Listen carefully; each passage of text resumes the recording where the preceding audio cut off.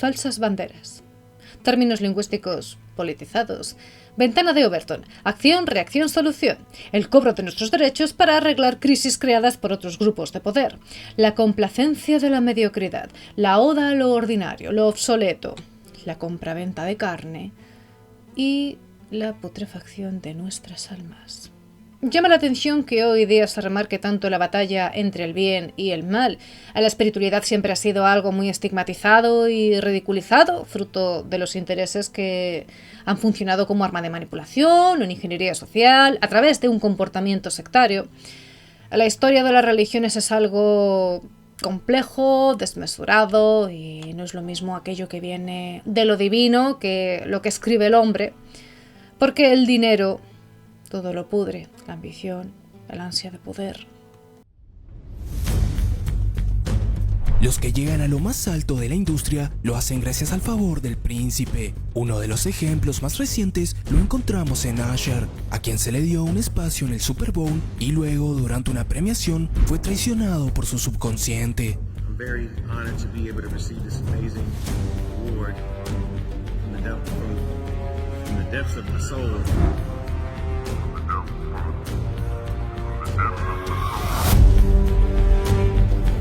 ¿Un error por los nervios o será que inconscientemente le dio las gracias a quien realmente lo puso en ese lugar?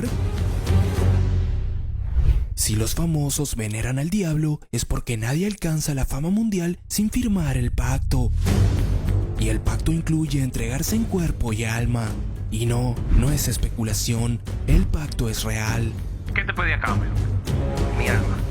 Tu alma, sí. Hey, so you know that if you were to sell your soul to the devil, you can have instant fame tomorrow.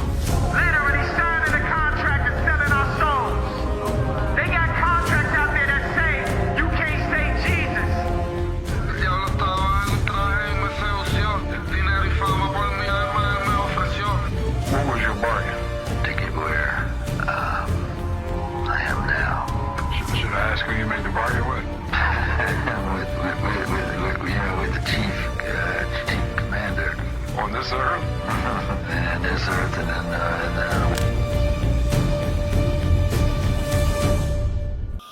Entertainment industry, it's about influence. There is a reason why you see people dressed up as Satan. Full-on visuals of Satan. People think that this stuff is just a game. No, there's a reason why the entertainment industry is doing that, y'all. They know good and doggone well that God exists. They also know that Satan exists. They're just counting on the fact that y'all don't know that. But either way, the things that you take in, that they're feeding you, those things affect you. Whether you realize it in the moment or not. They affect you, that's why they do it. Because they are trying to normalize the devil. The devil is on the main stage at award shows and in every video and Yeah, man. signs and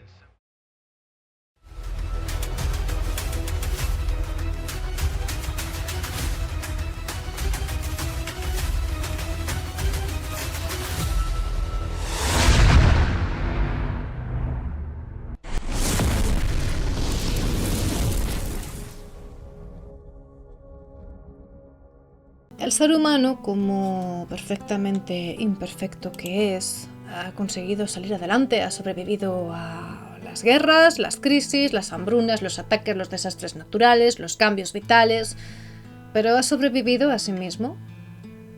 La lucha por el poder comienza desde el peldaño más bajo de la pirámide, está en nuestra biología.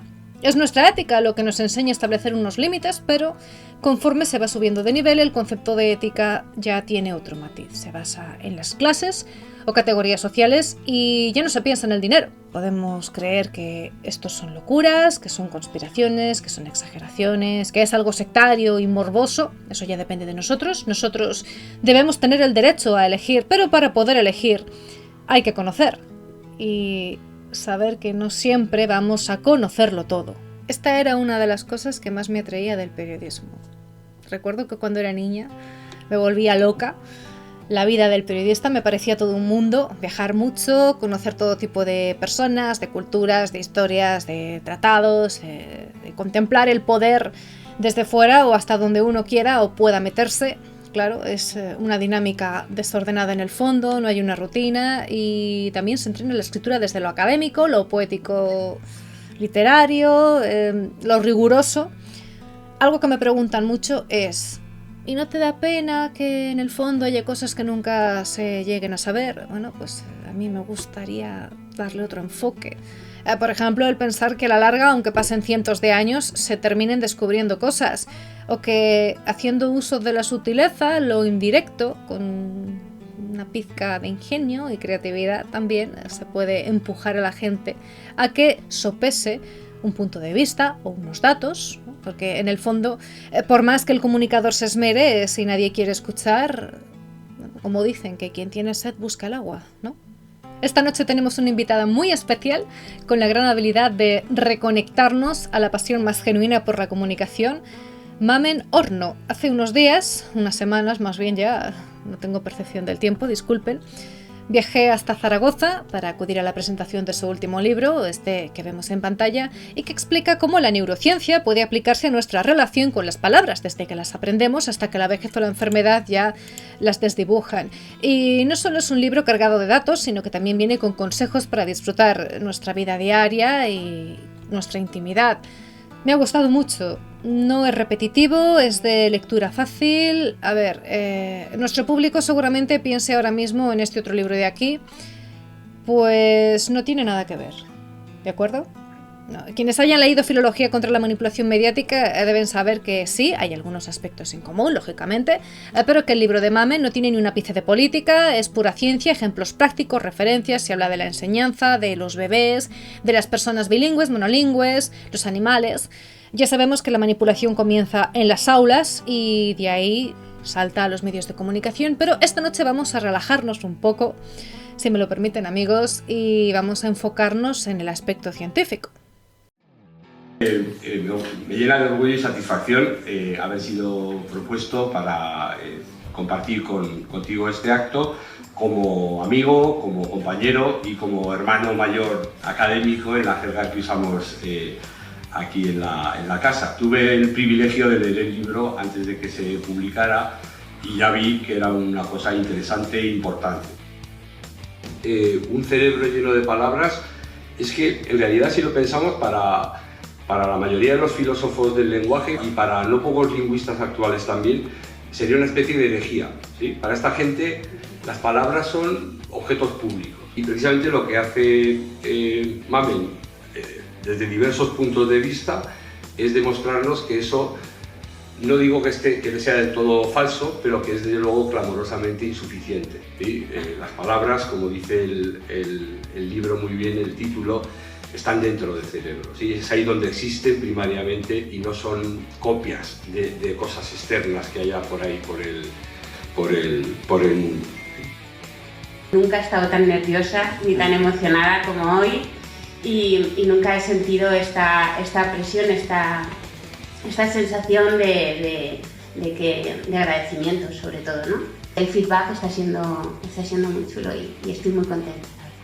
Bueno, una de las cosas que yo tenía en la cabeza era desmentir este mito que muchos tenemos y además que la gente que tiene este mito normalmente es gente a la que le interesan las letras, que lo hace por amor, ¿no?, a las letras. Y es este mito de que las palabras, el lenguaje, pertenece a una clase privilegiada. Yo creo, pues eso, los magos, ¿no?, los filólogos, la RAE, ¿no?, que estamos ahí, que estamos salvaguardando las palabras, lo que está bien y lo que está mal. Tenemos una lista de palabras que están correctas y además tenemos la definición de las palabras, ¿no?, que viene de la etimología.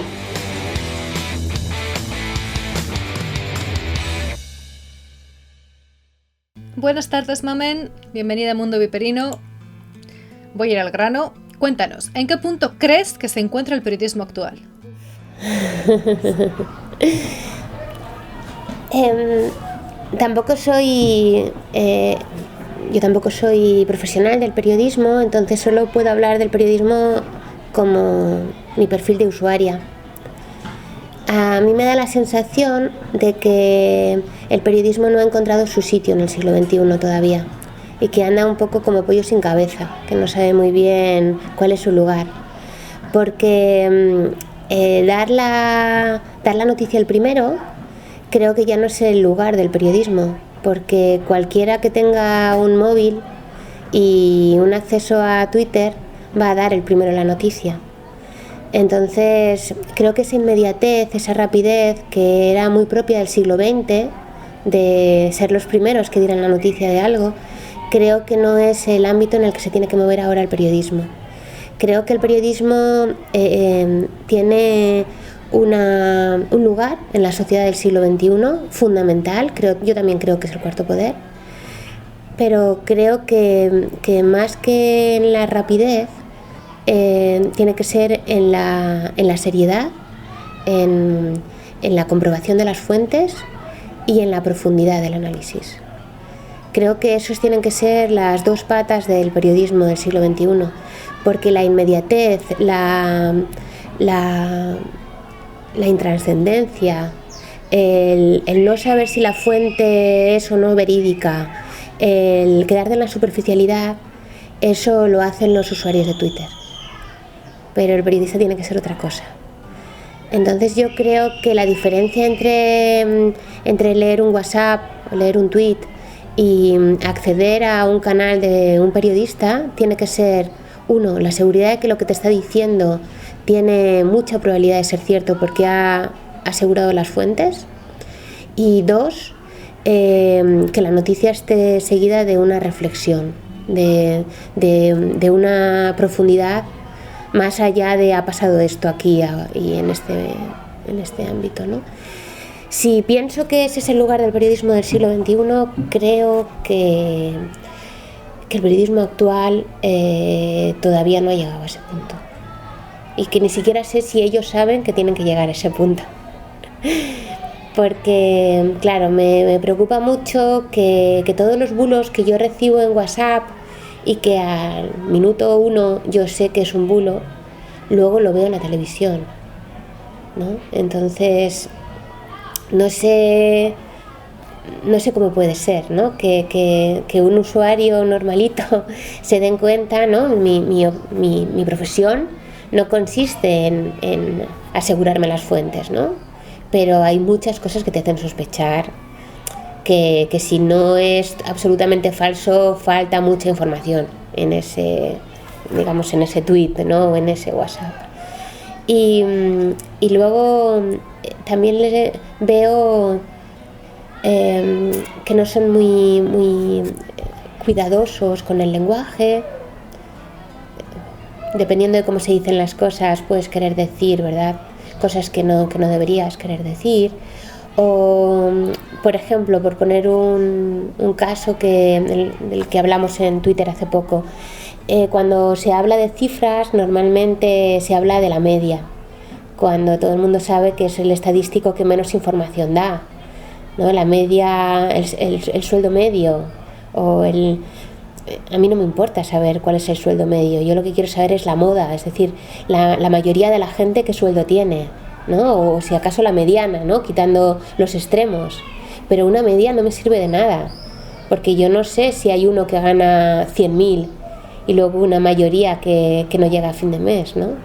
Entonces, ese tipo de análisis rápido, ¿no? El periodismo de la media, ese es el que yo creo que no tiene cabida en el siglo XXI, porque cualquier persona le puede quitar el sitio. Siempre habrá uno que sea más rápido, uno que, mientras que si su verdadero lugar es la fiabilidad y la profundidad de análisis, entonces nadie le va a quitar su puesto, porque para eso hace falta una formación. Partiendo de estas declaraciones, por mencionar un ejemplo de artículos o articulistas prostituidos al mejor postor, el periodista Adolf Kott habría hablado de ello a través de su libro Comprando periodistas, bestseller en Alemania y tabú en Occidente.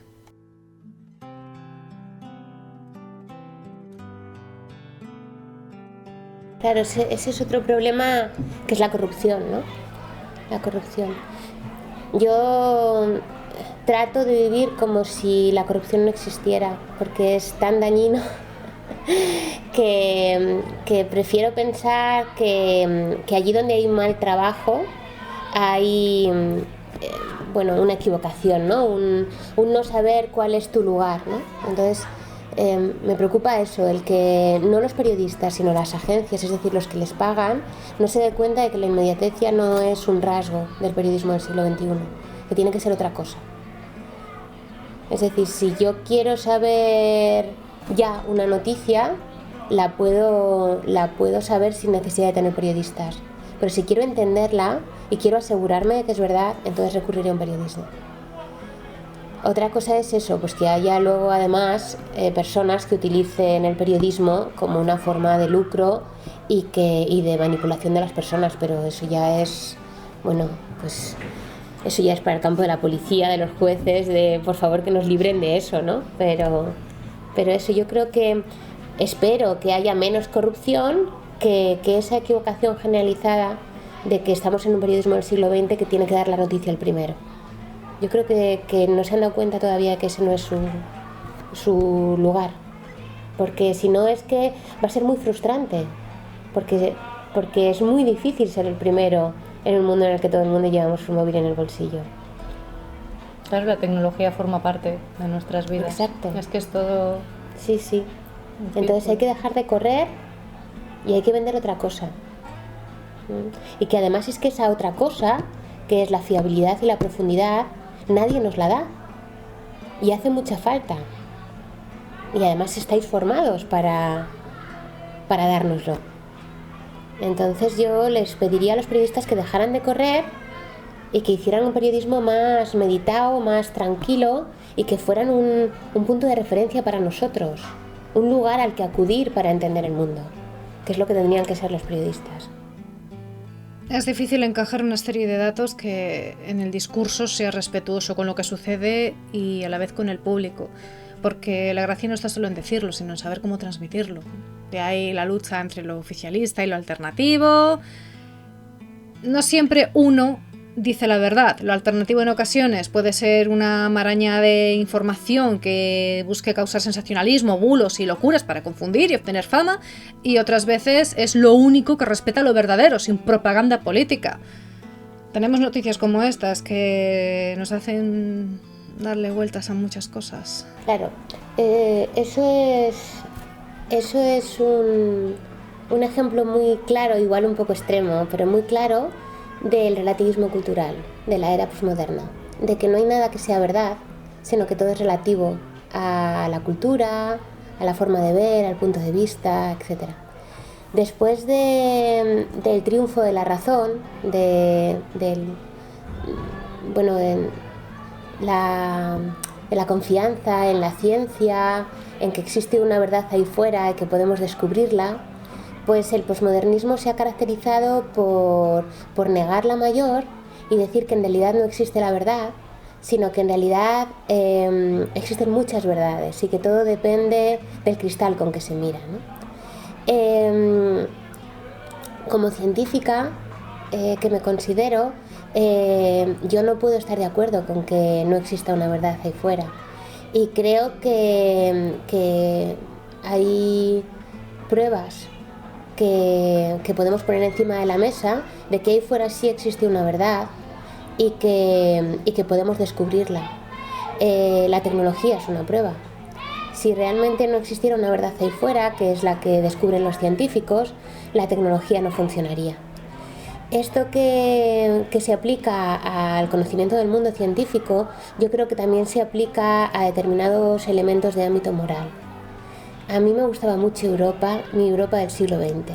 Yo estaba muy orgullosa de mi Europa del siglo XX.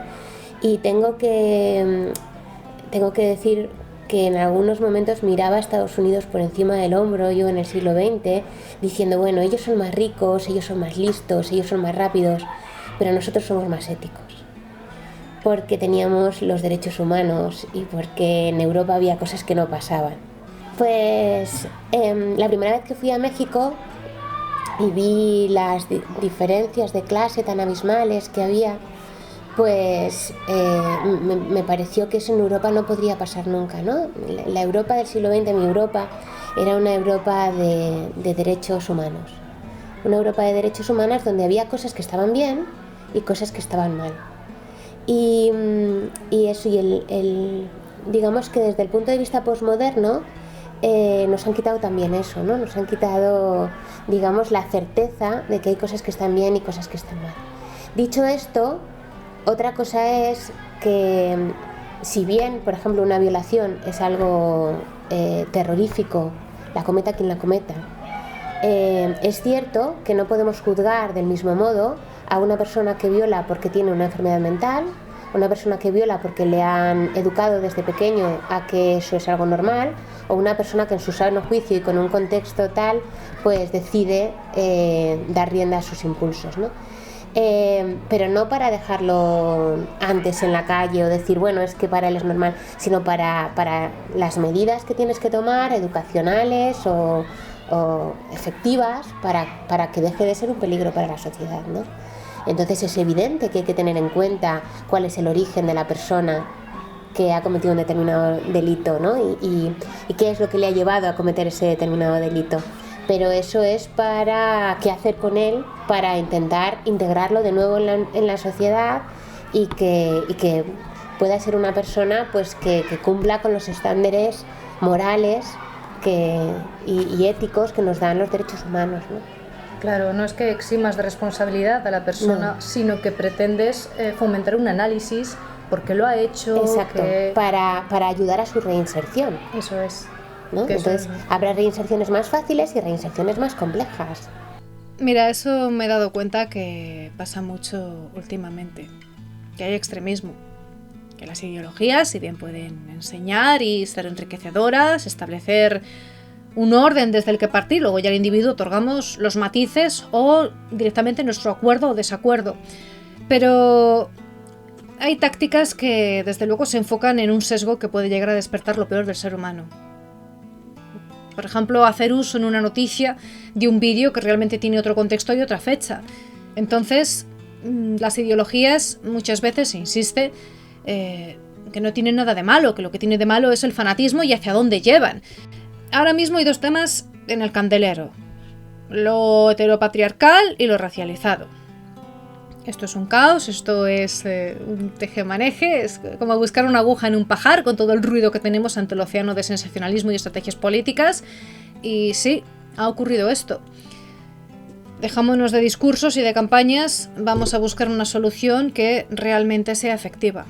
Exacto. Yo creo que el objetivo ha de ser reinsertarlos a medio, a largo plazo, a lo que sea, ¿no? Y hacer todo lo posible por reinsertarlos. Y una vez que estén reinsertados, que puedan llevar una vida normal. Pero eso, ni me parece bien que anden sueltos, ¿no? Yo tengo una hija, sin haber tomado las medidas, ¿no? Ni me parece bien que se considere, bueno, es que es su cultura, ni tampoco me parece bien que se les criminalice y se les meta en la cárcel de por vida sin ningún otro tipo de solución, ¿no? Entonces yo creo que eso en los derechos humanos tenemos el límite, yo creo, ¿no? Entiendo.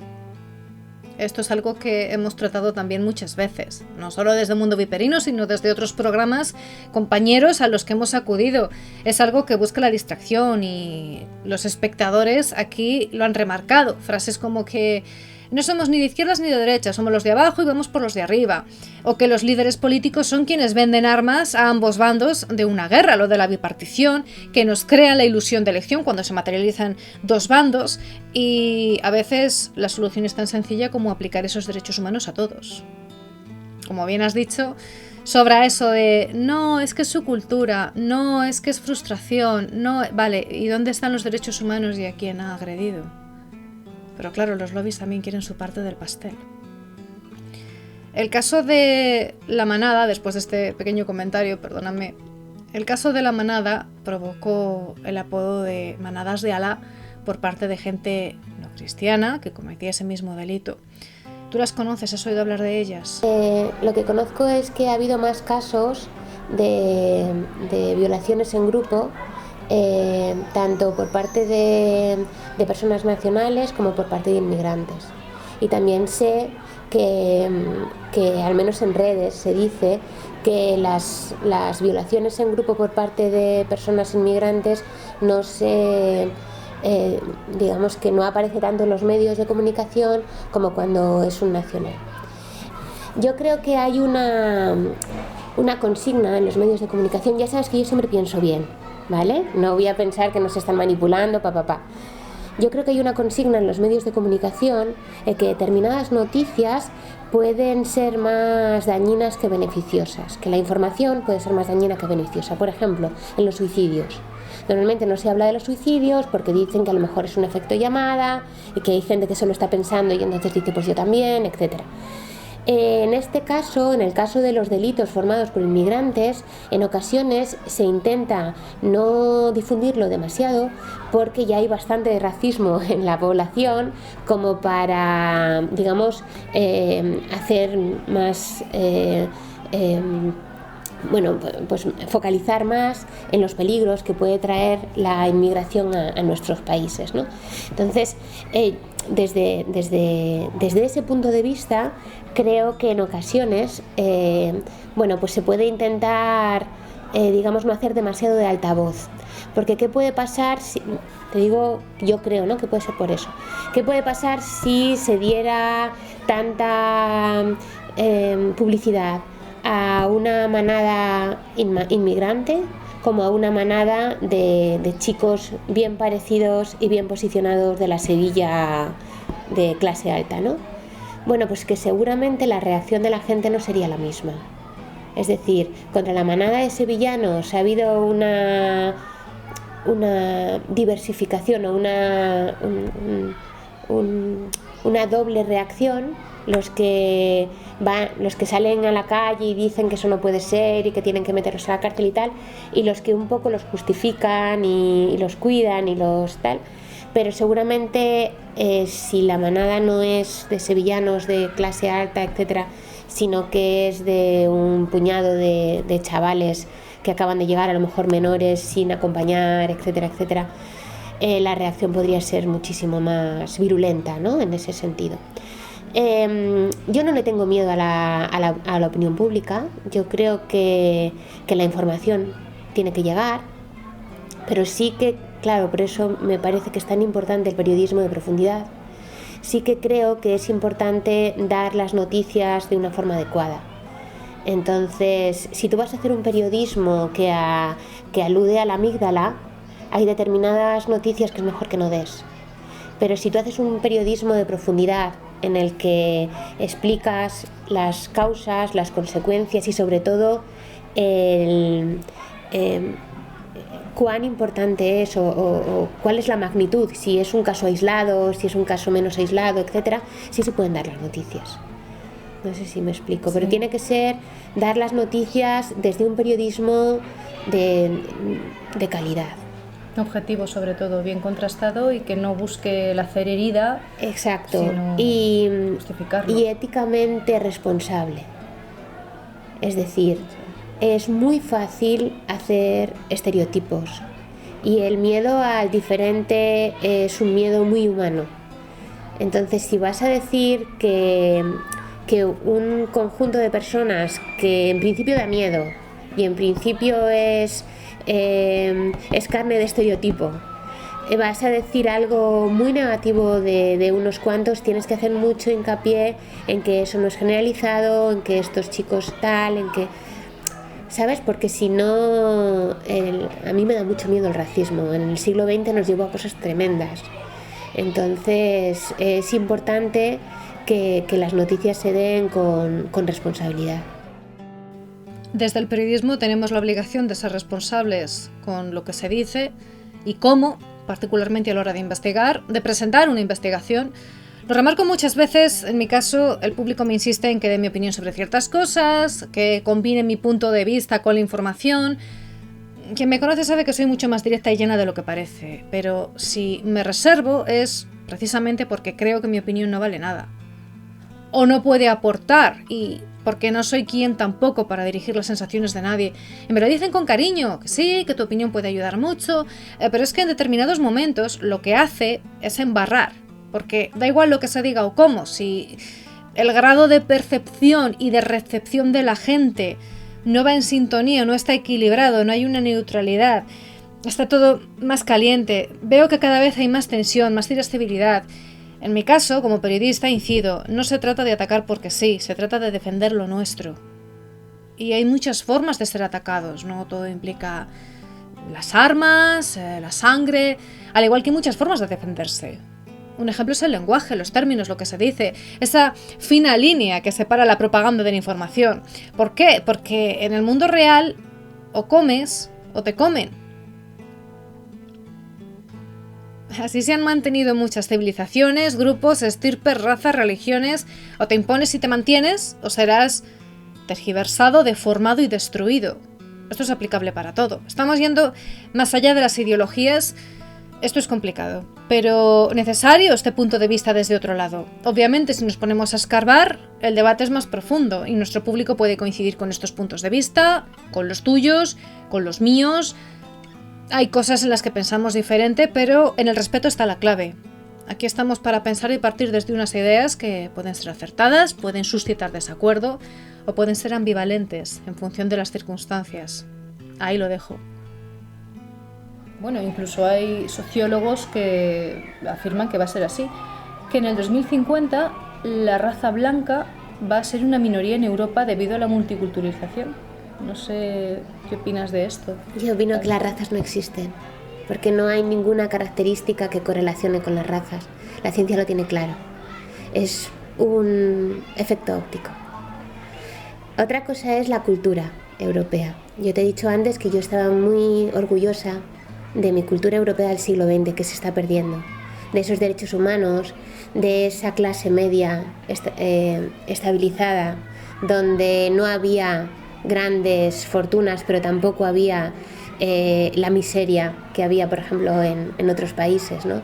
Donde nadie se muere en la puerta de un hospital, donde sabes que si las cosas te van muy mal, muy mal, muy mal, seguías teniendo una vida digna, humilde, pero digna. No vas a perder la dignidad por un golpe de mala suerte. Esa Europa, esa cultura, yo creo que tenemos que defenderla con uñas y dientes.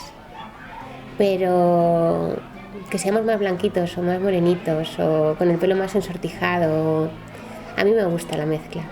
Me parece, primero, que todos venimos de África, todos somos migrantes, la humanidad empezó ahí. Todos nos hemos buscado la vida y las características fenotípicas superficiales que han hecho que hablemos de razas son asimilaciones al medio y no tienen tanta importancia. La cultura sí. A mí me gusta mucho la cultura europea que estamos perdiendo. Me gusta mucho porque es la cultura de los derechos humanos y es la cultura del racionalismo, de los filósofos del siglo XVIII. Es una cultura que quería alejarse de los fanatismos. Entonces yo creo que eso deberíamos cuidarlo. Deberíamos cuidarlo para que lo adopten los que vienen de fuera y para no perderlo los de dentro. Que no sé qué me parece más difícil ahora mismo. Partiendo desde la cultura, como hay en según qué zonas mayoría musulmana o tiene más peso que lo cristiano o lo ateo, argumentan que las charlas de ideología de género atentan contra sus creencias, su moralidad, su ética, y hay zonas que lo han tenido que quitar de las escuelas precisamente por eso. Eso es a lo que me refiero, ¿no? Yo creo que igual que te digo que lo de la raza blanca, ¿no? Es eso, una ilusión óptica.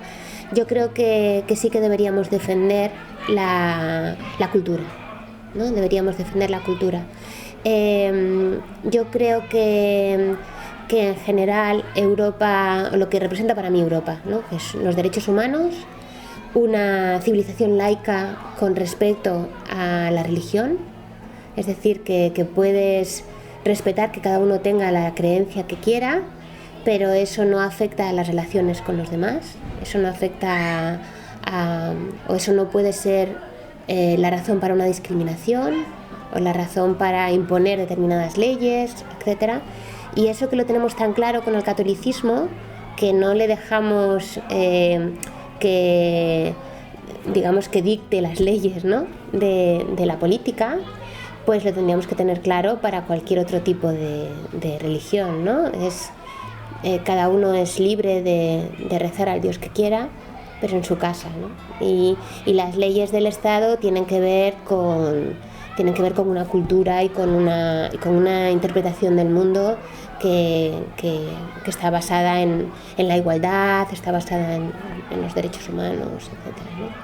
Entonces, eso para mí no tiene ninguna justificación que una religión sea foránea o sea nuestra, sea tradicional, marque las leyes, ¿no?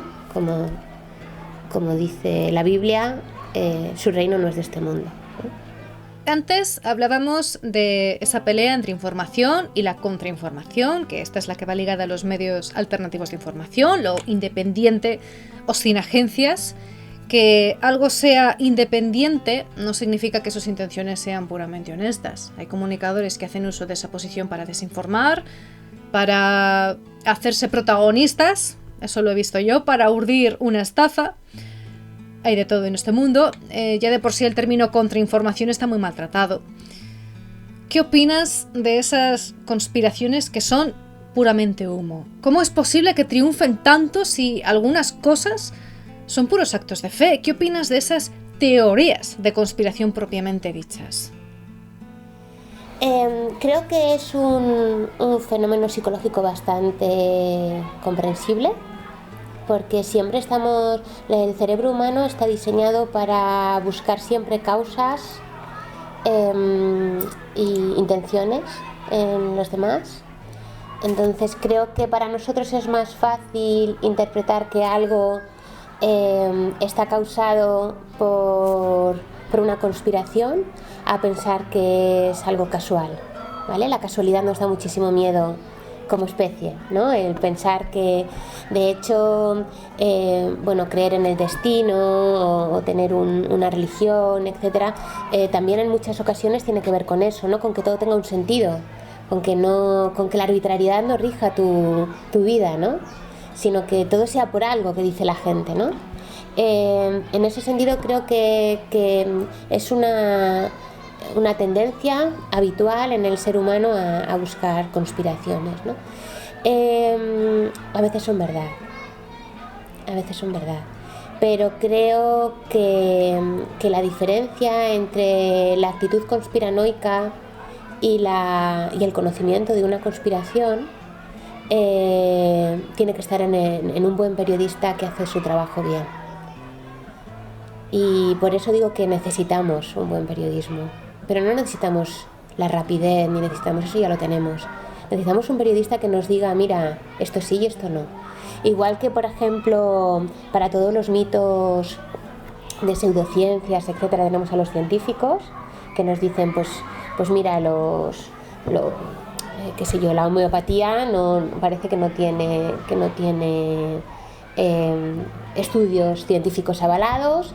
Y en cambio, los transgénicos tampoco se ha demostrado que sean tan perjudiciales, y te pone, un análisis racional, más o menos objetivo, ¿no? de cómo son las cosas, más allá de nuestros miedos y de nuestras habladurías, de nuestros rumores. Entonces uno cuando no sabe qué darle a sus hijos y no sabe si darle de comer una cosa u otra, pues acude a los científicos, ¿no? Para saber si los políticos, si los periodistas, si los,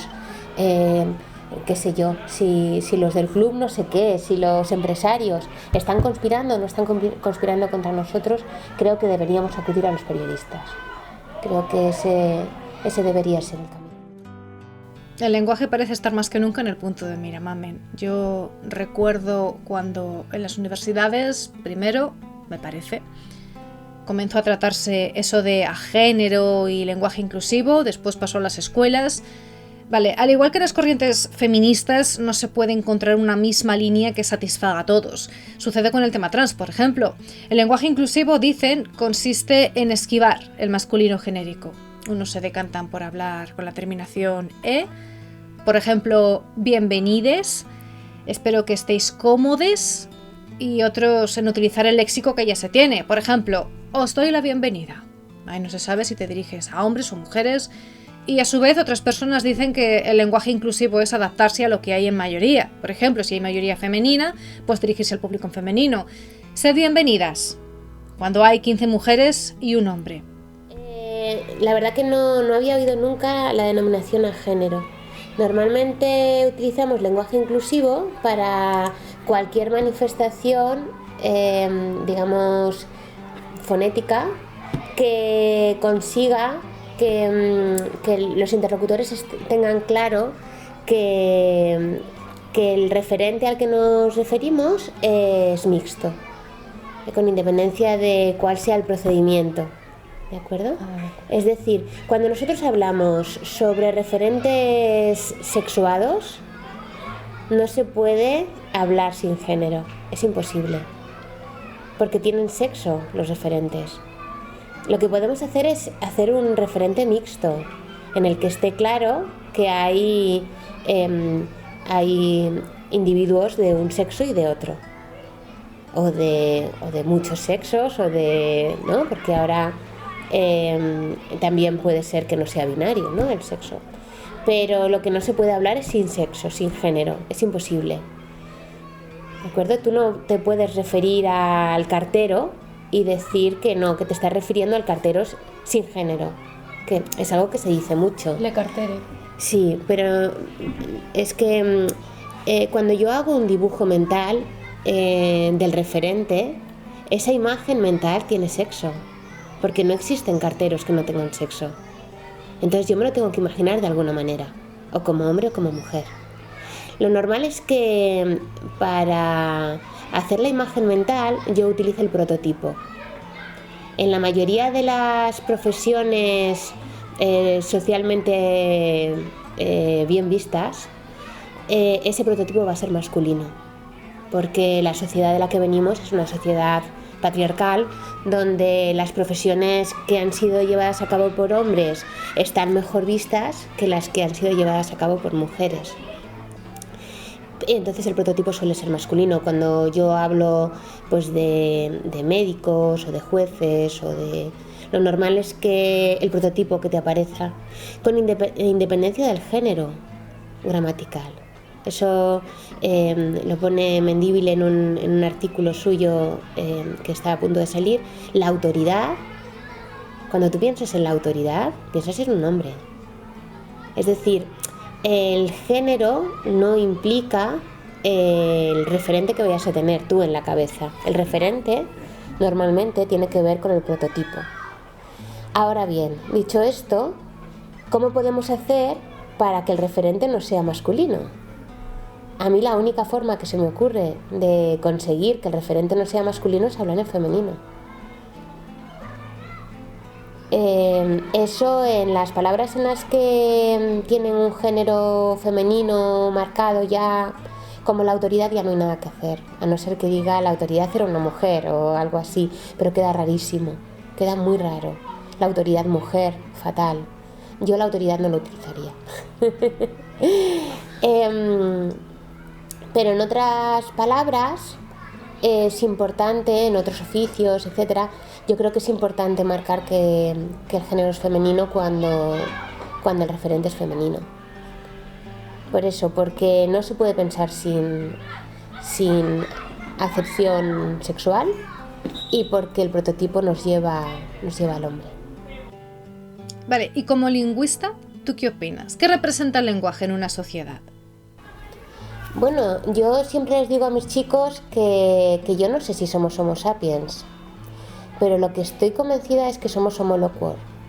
Es decir, lo más importante para nosotros, lo que nos describe como especie, es precisamente el lenguaje humano articulado.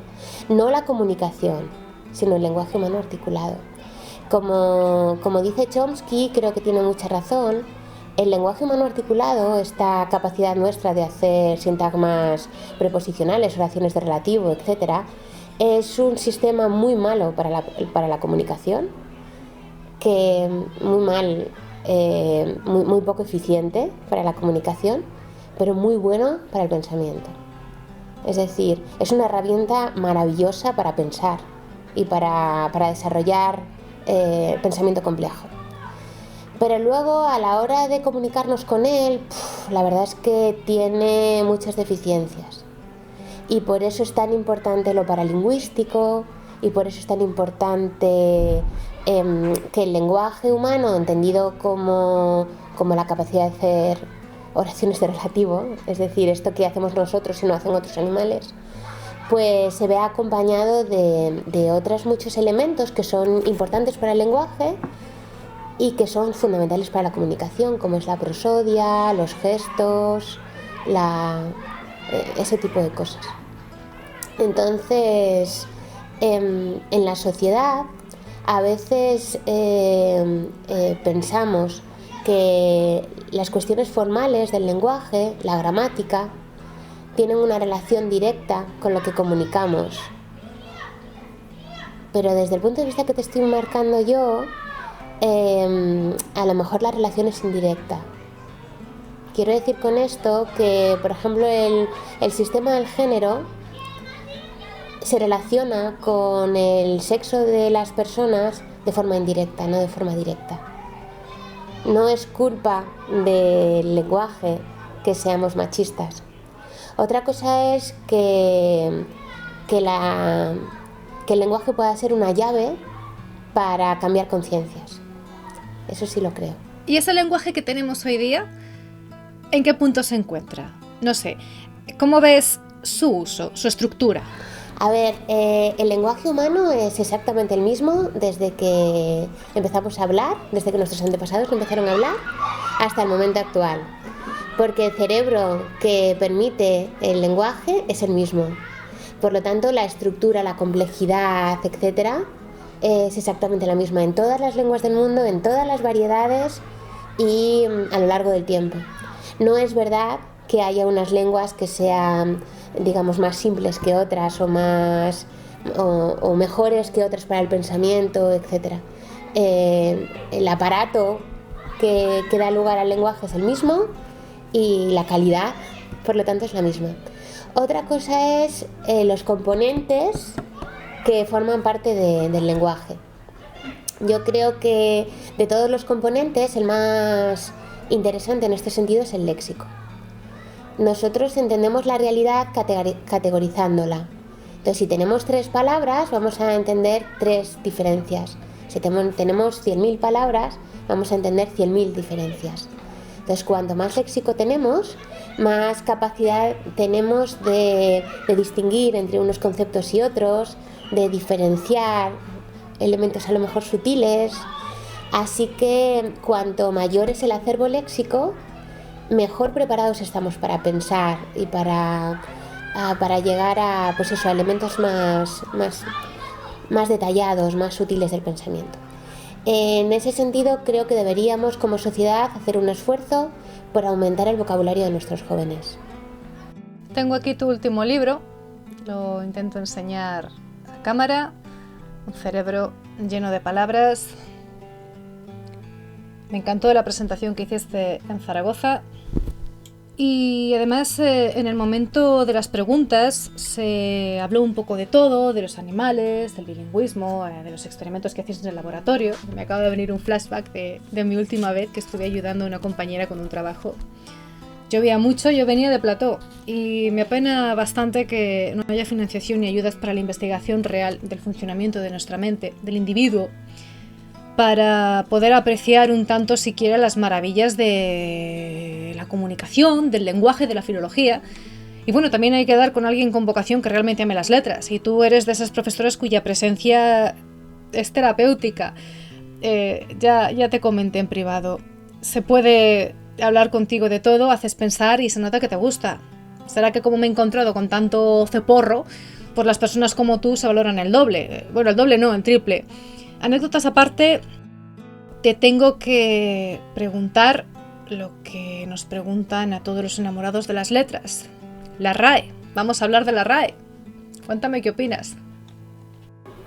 Bueno, la RAE tiene muchas cosas, muchas aristas, y es difícil estar de acuerdo con todo o o estar en desacuerdo con todo si la conoces. Hay cosas de la RAE que no me gustan. El hecho de que haya tan poquitas mujeres, por ejemplo, es algo que creo que poco a poco tiene que ir cambiando. Me gusta mucho de la RAE el giro que ha tomado últimamente. La Real Academia Española hoy por hoy intenta ser una Real Academia de todos, policéntrica, donde desde las normas gramaticales hasta las normas ortográficas tienen en cuenta la diversidad topológica, de la diversidad diatópica, ¿no? Y tienen en cuenta que una norma culta no se puede basar solo en una zona geográfica, sino que tiene que tener en cuenta a todos los hablantes cultos de esa lengua. Ese giro en el que yo creo que ha tenido mucho que ver el cambio de siglo y el cambio de interpretación de lo que es la lengua, me gusta mucho. Me parece que ha entrado un poco de aire fresco ahí. No me gusta la visión que tiene la gente de la RAE.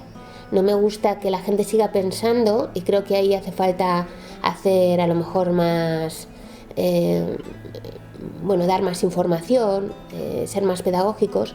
No me gusta que la gente siga pensando que la RAE dice cómo se tiene que hablar y lo que no aparece en el diccionario no existe, ese tipo de cosas, ¿no? Entonces, creo que es importante darle a la lengua estándar, que es de la que habla la RAE, el lugar que ocupa, el lugar que tiene realmente. La lengua estándar es interesante para determinados ámbitos de nuestra vida, los ámbitos de los medios de comunicación, el ámbito de la educación, el ámbito de la burocracia del Estado, porque es una forma de conseguir que nos entendamos. Pero, como te he dicho antes, todas las variedades del lenguaje tienen la misma profundidad, la misma complejidad y el mismo estatus, porque son todo el producto de un órgano humano que es el cerebro. Por lo tanto, esa idea de que hay gente que habla bien y gente que habla mal, creo que debería desterrarse, porque da lugar a discriminación. Y no creo que sea el objetivo de una institución como la RAE dar lugar a ese tipo de equívocos, ¿no? Entonces, más que un cambio en la RAE, porque creo que ellos lo tienen claro, debería haber un cambio en cómo percibe el hablante medio a la institución. En ese sentido, cositas que se podrían hacer es cosas que ya se están haciendo. Hay un community manager en Twitter de la RAE que es genial. Soy súper fan de ese community manager y explica las cosas muy bien y es otra vez otro aire fresco, ¿no? que ha entrado en la institución. Y luego veo también que la Real Academia Española empieza a tener como una relación más estrecha con la sociedad. Lo veo en eso, en el community manager, en cómo se mueven por Twitter y cómo contestan las dudas, etc. Pero también lo veo, por ejemplo, en su preocupación por la enseñanza de la lengua en la secundaria y en el bachillerato. Ahora va a salir un glosario en el que intentan poner en negro sobre blanco pues cuáles son los elementos gramaticales básicos que se deberían utilizar. Hablan de terminología, que es un tema que hasta ahora no se había tocado, y tratan de ser así un puente entre la nueva gramática de la Real Academia, que ya tiene unos añitos pero que no acaba de incorporarse a la enseñanza secundaria, y el aula, ¿no? Entonces creo que pues eso es una institución que está viva, que tiene que mejorar, que necesita más mujeres, pero que ya está en un proceso de renovación muy, muy interesante. Hoy en día es muy fácil generalizar, sobre todo porque lo que destaca es lo que más ruido hace, y la gran mayoría de veces eso tan ruidoso es precisamente lo más ridículo, lo más obsceno y ordinario que podamos pensar. La ignorancia, sobre todo. Las faltas de ortografía. ¿Esto se debe al empobrecimiento del pensamiento en general o solo es fruto de la carencia de esfuerzo? ¿Tú crees que es verdad que los jóvenes hoy en día tienen muchísimas más dificultades para expresarse? Pues mira, yo en la carrera tuve una asignatura maravillosa, que era la asignatura de paleografía. Y dirás, sí, ¿para qué me cuenta esta mujer ahora que ha estudiado paleografía? Paleografía, lo he hecho también. Y que no se pierda eso tampoco, por favor. Ni las interpretaciones, ni la cultura que hay detrás. Que lo ideológico no destroza la historia, por favor, nunca. Cuando uno se pone a leer manuscritos pues eso, para aprender, ¿no?, paleografía, lo primero que aprende son las abreviaturas que usaban. Había un montón de abreviaturas porque se ponía abreviado. Al fin y al cabo, la ortografía es arbitraria, es una arbitrariedad. Luego, el hecho de poner abreviaturas, que es una de las cosas que has dicho, ¿no?, el poner XQ, yo creo que no empobrece el pensamiento, sino que es simplemente una forma arbitraria de comunicarte. Esa forma de poner por qué con una abreviatura creo que es tan interesante y tan buena como poner por qué todo junto. ¿Cuál es la diferencia? La diferencia es el registro. Es decir, yo puedo poner XQ no lo pongo, pues porque yo soy muy carca, pero lo puedo poner y estaría muy bien que lo pusiera en un SMS o en un WhatsApp, pero tengo que aprender que en un examen o en un documento oficial, pues la arbitrariedad me dice que lo tengo que poner de otra manera. Es simplemente saber saber comportarte en cada situación, ¿no? Pues exactamente igual que no voy en bañador y chancletas a dar clase o que no como con las manos cuando estoy en un restaurante, ¿no? Pero eso quiere decir que si estoy en mi casa o en fiestas del pueblo, etcétera, no puedo comerme con las manos un trozo de una pechuga, una pata de pollo. No, o sea, en cada ambiente tenemos que comportarnos de una manera distinta. Entonces, el hecho de que en los WhatsApps aparezcan abreviaturas no es negativo en absoluto. Lo que es negativo es que la gente no sepa adaptarse a los registros y que no sepa cambiar su forma de expresarse tanto oral como por escrito, dependiendo de cuál sea su interlocutor, su situación comunicativa, etc. En cuanto a los emoticones, yo creo que son un complemento maravilloso porque, como te decía antes, el lenguaje es muy malo para comunicar, el lenguaje en sentido sintáctico de oraciones, y necesitamos toda la paralingüística y entonces en los WhatsApps es fundamental poner pues un poco cuál sería la prosodia o cuál sería la entonación o qué carácter pondría, ¿no? Y eso es lo que las personas, los hablantes, que son súper inteligentes, se han dado cuenta y necesitan esos emoticones, ¿no? Si no hubiera esos emoticones tendrían que poner un paréntesis y poner es broma o ese tipo de cosas, ¿no? Porque es fundamental para la comunicación, para que llegue el mensaje completo. Otra cosa es que cuando tú estás escribiendo un texto mucho más elaborado, la sensación que te le tiene que llegar al otro la tienes que recrear con palabras. Pero cuando estás escribiendo un WhatsApp no, porque un WhatsApp es inmediato, ¿no? Entonces yo no demonizo a ninguno de esos elementos. Lo que demonizo es la inflexibilidad, el hecho de no saber acoplarte a la situación. La verdad es que suelo conectar bastante bien con ellos. Siempre hay algún grupito pues que te cuesta más, ¿no?, que le tienes que echar más humor, pero por lo general a mis aulas vienen siempre los mismos chicos con la misma vocación, con la misma curiosidad y con los mismos enfados cuando les empiezo a dar gramática generativa. El enfado de pero si siempre me han dicho otra cosa y ¿por qué ahora de repente nos cuentas algo nuevo? Y yo no veo diferencia. Para mí no, o sea, la diferencia es que ahora cogen los apuntes con el ordenador que te piden si te pueden grabar, que cuando dices algo muy curioso lo buscan en Google en medio de clase, que si les pido hacer un menti todos llevan el teléfono móvil en el bolsillo. Ese tipo de cosas son las que han cambiado, pero en general los chicos son los mismos. Las nuevas tecnologías te han incorporado al aula y, por lo que veo que opinas, es positivo. Soy consciente de la problemática que pueda traer, pero en edad adulta o adolescente que está madurando, las usan como herramienta y consiguen mucho más y mejor.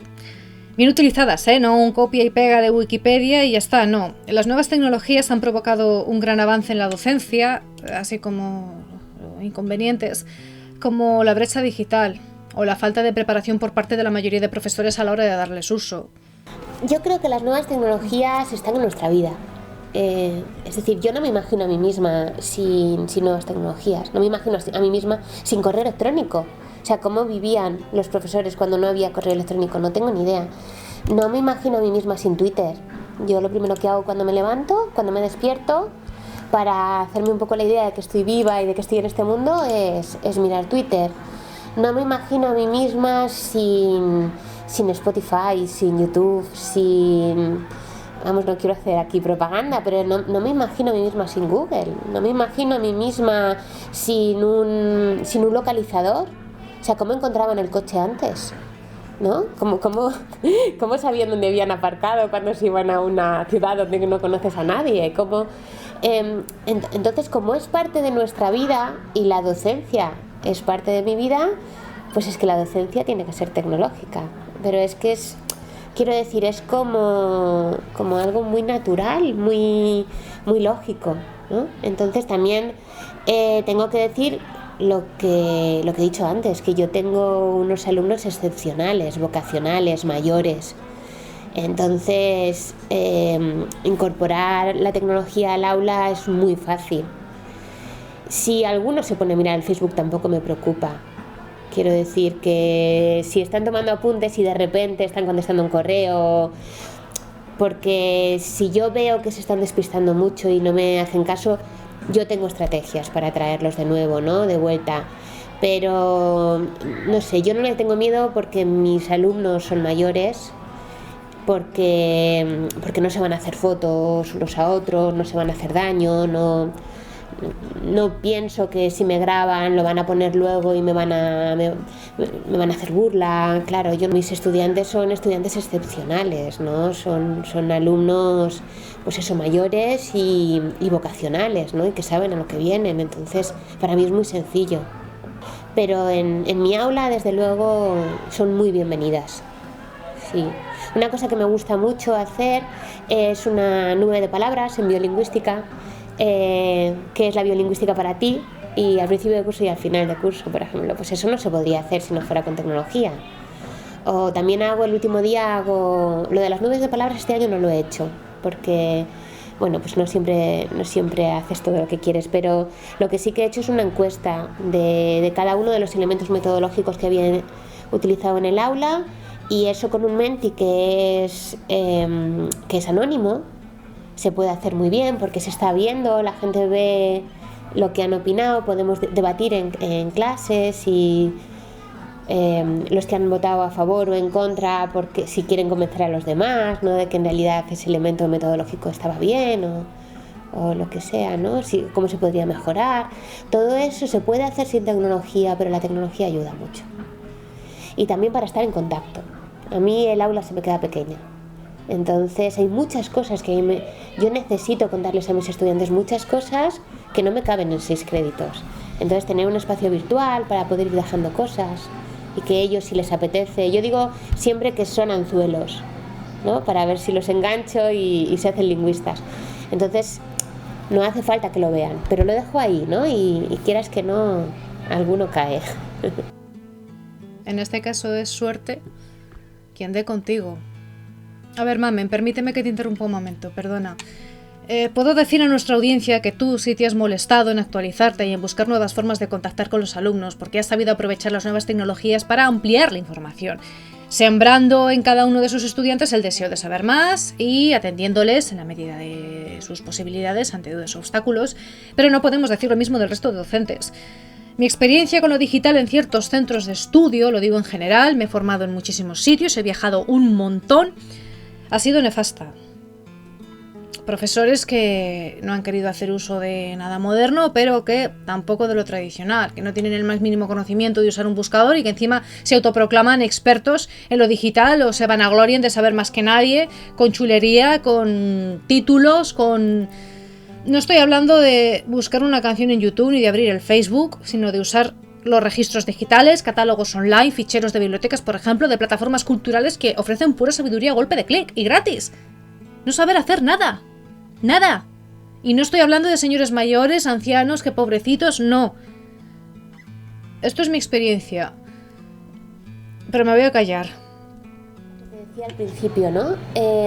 Si las nuevas tecnologías forman parte de tu vida, entran en clase. Si no, no tienen sentido.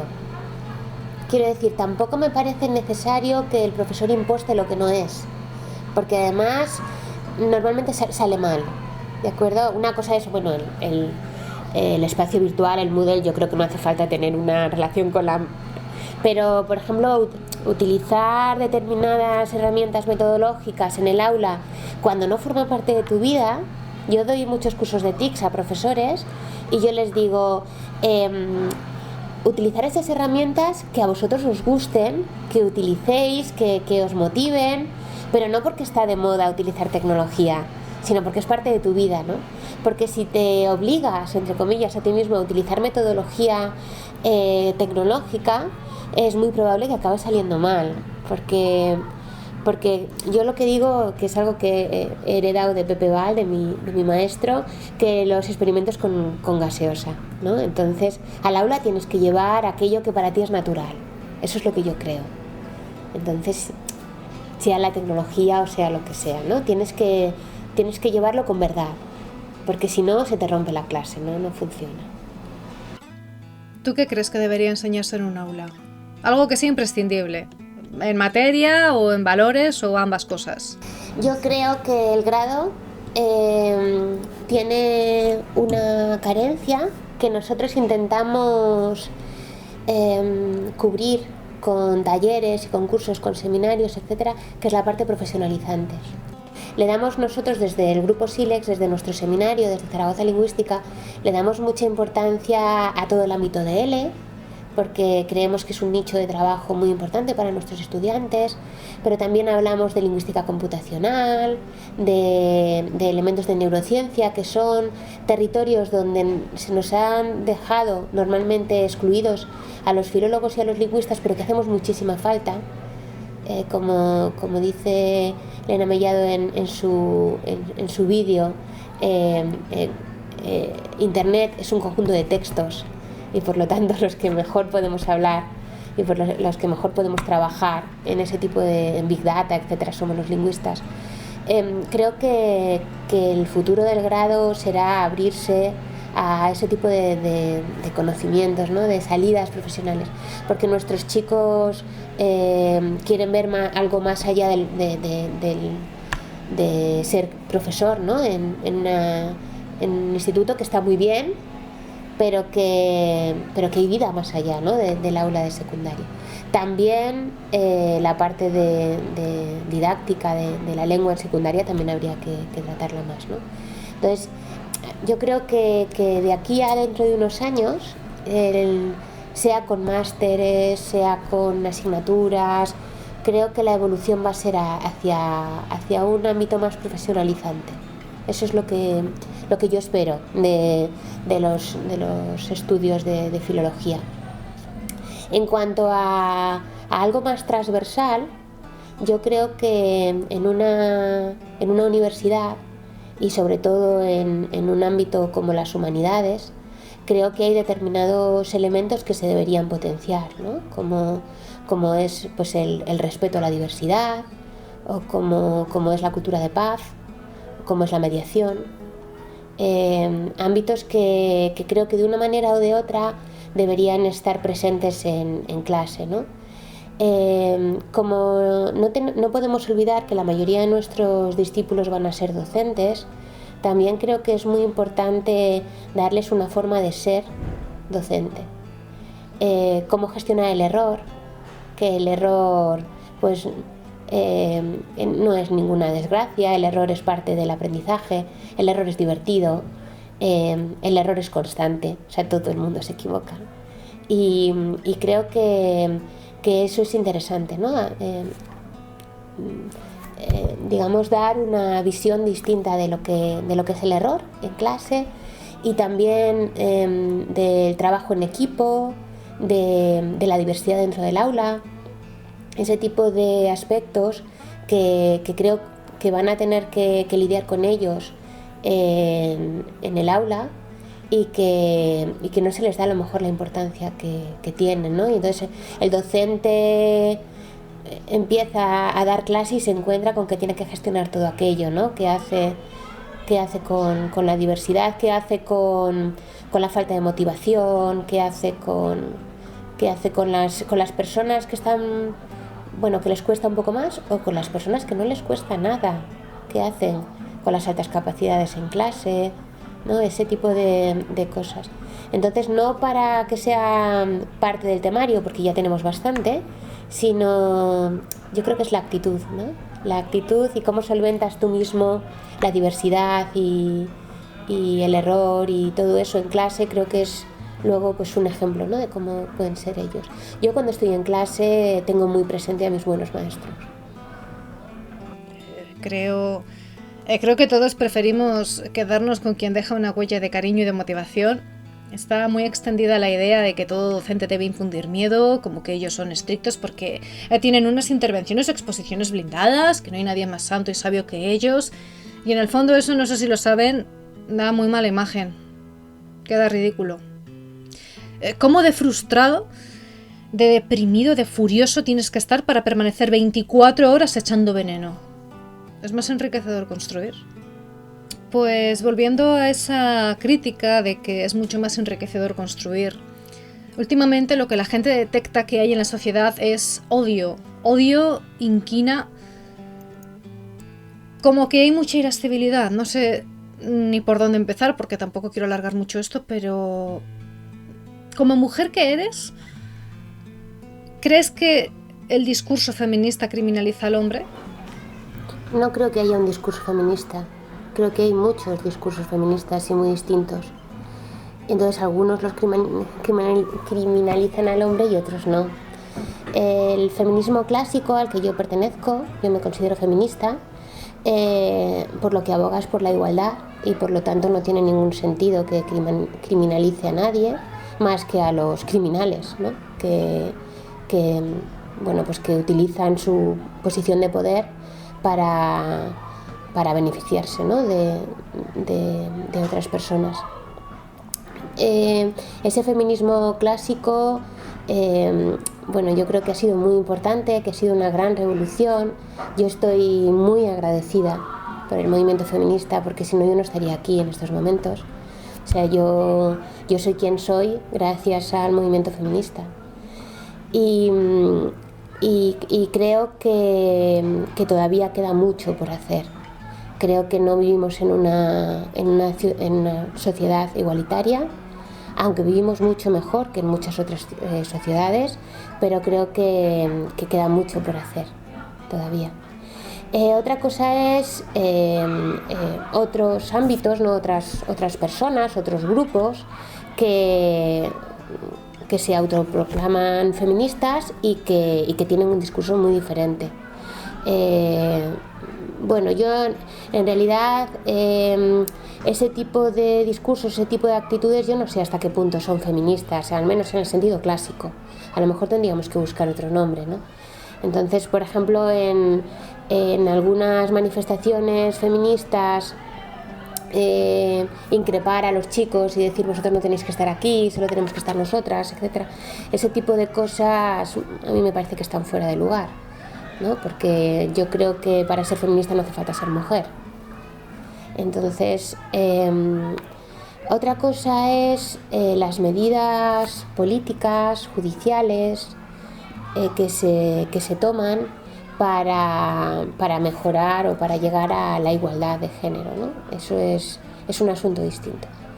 Creo que a todas las mujeres nos molesta mucho la discriminación positiva, pero nos molesta más la discriminación negativa. Entonces yo, la verdad es que como no es mi campo, no sé hasta qué punto la discriminación positiva es necesaria. No soy capaz de hacer un juicio de valor porque me falta información. Sé que cuando me llaman para formar parte de un tribunal y me dicen que es porque les hace falta una mujer, me siento mal. Pero si ese tipo de medidas consigue o facilita que dentro de unas décadas lo normal sea que los tribunales sean paritarios, pues adelante. Pues esa sensación, ese run run que yo tengo, que es molesto, pues habrá merecido la pena, ¿no? Entonces, eso por un lado. Y luego, por otro lado, determinados discursos que se consideran feministas, a mí me parecen profundamente machistas. Los discursos feministas o supuestamente feministas que en vez de abogar por la custodia compartida, abogan porque los hijos tienen que estar con la madre, que el padre poco más o menos que lo que tiene que hacer es dar la pensión y poco más, que pues eso, que siempre el padre está como no sé, un poco en tela de juicio, etcétera. A mí eso me parece profundamente patriarcal y profundamente machista. Yo creo que los hijos se hacen entre dos y que son responsabilidad de dos. Esto es algo que hemos hablado tú y yo alguna vez, Mamen, que sabemos por casos que se han visto y vivido de cerca. No voy a entrar en detalles porque pertenece a la intimidad de terceros, que es muy complicada. Y recuerdo que tú, por ejemplo, decías que la custodia compartida, en tu opinión, era un acto de amor, que requería que el amor por los niños estuviese por encima incluso del orgullo propio, siempre desde los límites que corresponden a una madurez, al pensamiento adulto. Si las cosas con mi mujer o con mi marido no funcionan, vale, se llevará una batalla aparte, pero los hijos son sagrados. Algo que preocupa mucho son las charlas de educación sexual que están dándose en ciertos cursos, grados escolares. Hace poco me llegó este libro, un beso a Sandra, que me contactó, me dijo que tenía algo muy interesante y que si me lo podía dar. Es esto de aquí. Tengo que decir a nuestra audiencia que Mamen ahora mismo desconoce la grandísima mayoría de cosas que han pasado y están pasando en muchos colegios. Los casos particulares que se han dado, porque no es lo mismo verlo a nivel usuario como el suyo que con una investigación, invitados, como lo que se ha visto desde el mundo viperino, por ejemplo, con policías, con abogados, con grupos profesionales de activismo, familias que han hablado, etcétera. Es otra dinámica. Nuestra invitada algo conoce, porque tonta no es, pero que se tenga en cuenta que no se puede estar en todo y que, bueno, para eso está el periodismo, el verdadero periodismo. Y luego estoy yo, que soy muy pesada, pero bueno. Mamen, muy rápidamente, charlas en las que hay una enseñanza del placer en la primera infancia, juegos eróticos para niños muy pequeños, cómo realizar determinados actos sexuales, criaturas que saben lo que solo se trata entre adultos. Yo a un niño de 5 años no le voy a proponer que me recorra el cuerpo desnudo con una pluma, como ha pasado. A un niño de 5 años le voy a decir de jugar a construir con bloques o a pintar. Pero vamos a ir más allá. Y yo sé que todo esto te causa una fortísima indignación y que al 100% se condena toda actividad que corrompa la infancia. Hablemos de educación sexual a secas, sin ideologías y por no repetirnos al margen de esto y en edades más propicias. Yo no tengo una respuesta como docente, porque como docente yo doy clase a adultos y no tengo formación sobre el aula de infantil o de primaria o de secundaria incluso, ¿no? Entonces, como docente, o sea, como profesional no te puedo contestar. Yo te puedo contestar como madre o te puedo contestar como una persona, ¿no? que puede reflexionar sobre este asunto. Yo creo que es muy importante que haya una educación sexual desde chiquititos, en el sentido de que es muy importante que les eduquemos en que sepan que el sexo no es una moneda de cambio.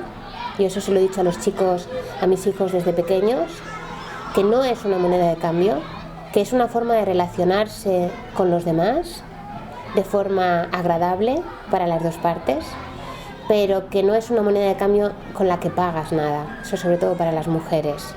No puedes ganar el cariño de alguien utilizando el sexo, no puedes ganar mucho menos pues un puesto de trabajo o lo que sea, ¿no? Pero tampoco el cariño de alguien, que eso es algo, digamos, muy habitual en las relaciones de pareja, ¿de acuerdo? El sexo es una actividad de comunicación que tiene que ser placentera y que tiene que ser agradable. Eso es muy importante que se enseñe. Yo creo que también es muy importante que se enseñe desde pequeños que el sexo no es malo, que no hay nada de malo detrás, que es simplemente eso, un acto de comunicación en general y un acto placentero. Creo que es importante que se enseñe que nada que sea hecho con el beneplácito de los dos adultos está mal, ¿de acuerdo? Es decir, que la imaginación al poder y que cuanto más divertido, mejor. Creo que es muy importante que se enseñe que fuera de ese ámbito, es decir, de la comunicación, del placer entre los dos, de que los dos estén jugando ese juego, nada está permitido. Es decir, que nunca le puedes imponer a otro ningún tipo de acercamiento sexual, porque deja de ser sexo y se convierte en otra cosa. Creo que es importante enseñar en las aulas el respeto a la diversidad, que hay personas que conciben el sexo de una manera y personas que conciben el sexo de otra. Y creo que a partir de la adolescencia es importante que los chicos puedan preguntar, que tengan un lugar al que acudir para preguntar cosas concretas y complicadas. Eso es lo que creo. Todo lo demás es que no me cabe en la cabeza, no lo entiendo, ¿de acuerdo? Pero creo que eso es muy importante y que no se ha hecho. Creo que si a mi generación nos hubieran dicho que el sexo no es una moneda de cambio, nos habría venido muy bien. Y creo que si a mi generación nos hubieran dicho que todo está permitido dentro de la comunicación placentera y entre iguales y nada fuera de eso, nos habría venido muy bien. O creo que el respeto por la diversidad nos habría venido muy bien. Y creo que nos habría venido muy bien saber a quién tienes que acudir cuando no sabes qué método anticonceptivo utilizar, cuando no sabes si lo que me pide mi novio me va a hacer daño o no me va a hacer daño, cuando no sabes si tener una persona en los centros, que puede ser una orientadora, por ejemplo, en los centros de secundaria, a la que puedan acudir, creo que es importante. Yo con mis hijos he intentado hablar siempre de estos temas con naturalidad, y eso lo que he llevado es que cuando han llegado a la adolescencia me han preguntado, sobre todo el chico, con mucha naturalidad. Y claro, es complicado, porque ellos te preguntan mientras estás comiendo, de repente te preguntan con mucha naturalidad algún tema, y entonces yo me pongo el chip de psicóloga, digo, más o menos estudio psicología para algo, y les contesto como si fuera una lección de ciencias naturales. Pero claro, mi hijo va a hacer 16 años, y creo que si no se lo cuento yo, se lo contarán los que no se lo tienen que contar. Yo a mis hijos les he dicho siempre que si tienen que preguntar algo, que me lo pregunten a mí como persona de confianza y que no lo busquen en internet. Y sobre todo les he pedido que no vean porno hasta que no tengan la edad de haber tenido relaciones sexuales. Y siempre les digo lo mismo, vais a tener una idea equivocada de lo que es el sexo y va a ser perjudicial para vosotros. Entonces no es porque sea una mojigata, es porque eso no es, ¿no? Es una película al fin y al cabo. Es una película, pero ya no solo es que sea una película, sino que normalmente no entienden el sexo como yo lo he descrito, que es como un momento placentero entre iguales donde los dos lo pasan bien. Pero muy bien dicho, entre adultos, solo adultos, importante, porque aquí estos mismos activistas y otros profesionales que han tratado el tema piensan igual, no tiene nada de malo, pero todo a su tiempo y ya la criatura irá preguntando conforme crezca, para que cuando sea un adulto sepa de verdad. Mamen, aún nos quedan unos minutillos, ¿cómo podemos terminar esta entrevista? Yo, para terminar, yo querría decir que yo tengo una visión optimista de de la vida y creo que vamos en buen camino. Creo que hay algunas cosas que hemos hecho muy mal, que estamos haciendo muy mal, pero que empezamos a darnos cuenta, como esto del ámbito del medio ambiente. A mí mi hija no me deja utilizar papel albal, entonces el papel que utiliza la frutera para ponerme las mandarinas o las fresas, pues luego ella quiere reutilizarlo para su bocadillo. Y esta generación que viene tiene clarísimo, ¿no? Pues eso, que tiene que tener cuidado con el medio ambiente. Viven con total naturalidad la diversidad sexual, la diversidad cultural. A su clase van niños de todas las clases económicas y de varios países, de culturas distintas, y lo llevan con total normalidad. Creo que son mejores que nosotros, o al menos el mundo en el que están viviendo en ese sentido son mejores que nosotros. Y yo creo que hay muchos ámbitos en los que estamos todavía, como decía antes, como pollos sin cabeza, pero que yo tengo optimismo. Yo soy optimista y pienso que el siglo XXI será mejor que el siglo XX. Debería ser así, creo yo, porque... El siglo XX fue muy malo. Si vamos hacia atrás como los cangrejos... Sí, hay cosas que me preocupan, como hemos hablado aquí, ¿no? Como el racismo, y hay cosas que me preocupan porque las veo muy humanas y no sé muy bien cómo pararlas, ¿no? El miedo es tan humano, pero bueno, yo por naturaleza soy optimista. Es lo mejor no perder la esperanza y siempre pensar en lo mejor, en cómo mejorar. Sí. Porque si no vamos hacia atrás, retroalimentamos lo negativo. Y yo creo que sobre todo hay que tener confianza en la gente. Es verdad que todos somos capaces de lo peor, pero también es verdad que somos capaces de lo mejor. Y el efecto Pigmalión existe. Y si tú ves lo mejor en las personas se hacen mejores. Simplemente porque has despertado algo, ¿no?, en ellas. Entonces yo sí pienso que si crees en las personas, las cosas van a ir mejor. Mamen, desde aquí te mandamos un abrazo muy fuerte y te damos las gracias por ser como eres. Yo creo que con esto se puede abarcar todo lo que tú irradias y compartes. También son temas muy complejos y es necesario tratarlos desde otro punto de vista más desenfadado, científico, con datos, desde la calma, mirar más desde el enfoque privado o personal, quizá. Muy necesario reflexionar. Cuando vaya a Zaragoza te aviso. Un abrazo muy fuerte para ti y nuestro exquisito público.